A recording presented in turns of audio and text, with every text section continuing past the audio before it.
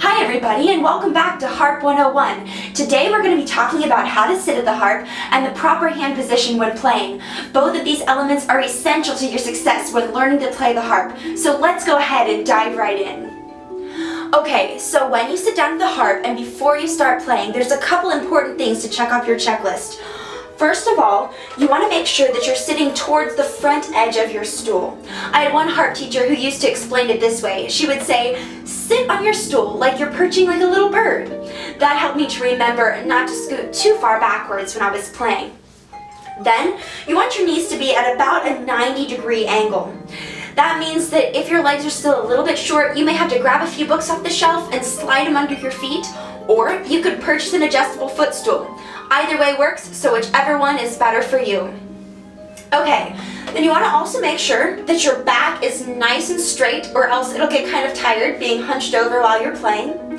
And then you can go ahead and pull the harp back on the right shoulder. When you do that, you want to find the nice sweet spot where it doesn't feel like it's weighing heavily on your shoulder. You don't want to feel like you're going to be crushed under all of its 80 pounds of weight, but you also want to make sure that it's not going to rock forward too easily. So find that sweet spot for you where it will be comfortable for the duration of your playing.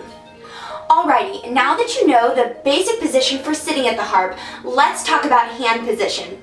First of all, and most importantly, you want to make sure that you keep your thumbs up. This is probably the most important piece of advice I can give you for playing the harp because it will be essential to almost everything else that you do when you're playing. So keep those thumbs high.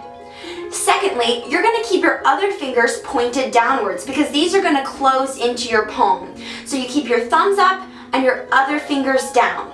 This is what it'll look like when you put your hand on the string. So see how I've got my thumb nice and high and my other fingers pointed downwards on the strings. A lot of times when students start playing, they start playing in this position and they think that they've got their thumb high.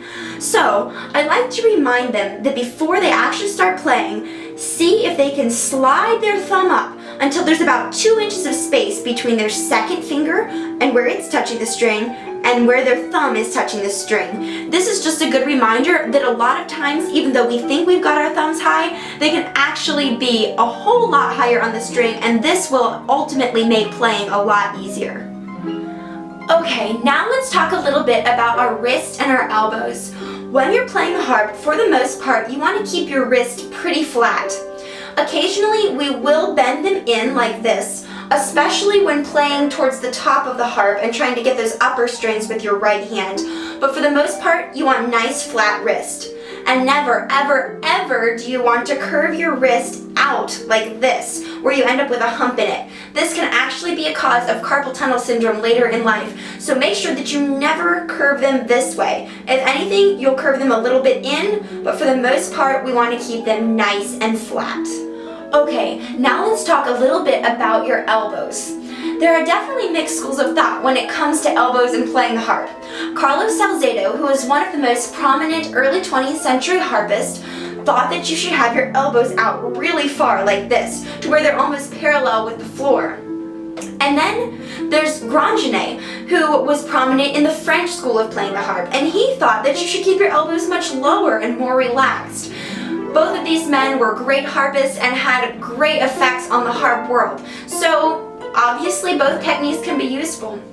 I actually like to employ a combination of them, and the most helpful way for me to think about my elbows is as facilitators to keep my wrist in the right position. So the higher I go up the harp, the higher my elbows go too, because I'm trying to keep my wrist nice and flat. But primarily, if you think about having your elbows in the best position to keep your wrist flat, that will help you to know where you want your elbows to be. Regardless, there is consensus that you do want to keep your elbows out. You don't want to have them slouch down like this to where they're causing your wrist to curve. And lastly, when it comes to all of the different things we've talked about, from how to sit at the harp to how to hold your hands and where you want your wrists and your elbows to be, you just want to remember to stay relaxed. Keep your shoulders relaxed, keep your arms relaxed. Make sure you don't build up tension, because being relaxed is going to be your best friend when it comes to producing beautiful music on the harp.